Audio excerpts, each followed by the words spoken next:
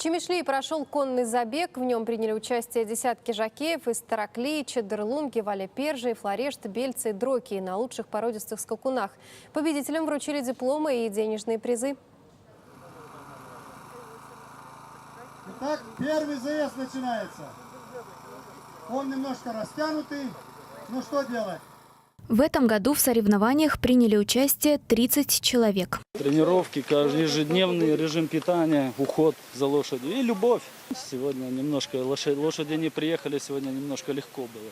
Но в этом году у меня все первые места. Давно вы занимаетесь этим? С 2008 года. Вы давно занимаетесь этим? 7 лет. Сколько тренируетесь в день? Час, по часу. Это сложно вообще? В чем здесь секрет? Секрета здесь нет, просто надо учиться. Дорогостоящее? Да. Сколько обходится?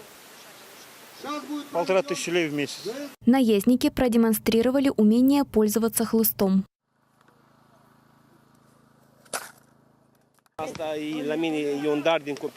Этот хлыст мне еще в детстве подарили. Я тогда с дедушкой пас овец. Это умение я смогу передать молодежи, и я очень рад стать им примером. Соревнования организовал владелец конного завода. Я в 4-м поколении конник.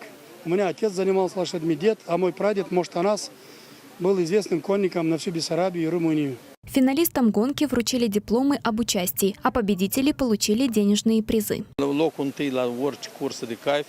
За первое место во всех категориях по 900 леев, за второе – 650, за третье – 400. Наблюдать за конным забегом больше всего понравилось детям.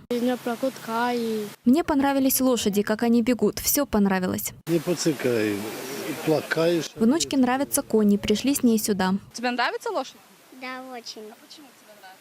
Потому что я с детства их обожаю, я могу на них кататься, я их обнимаю, кормлю. Соревнования по конному спорту в Чимишлии прошли уже в 7-й раз.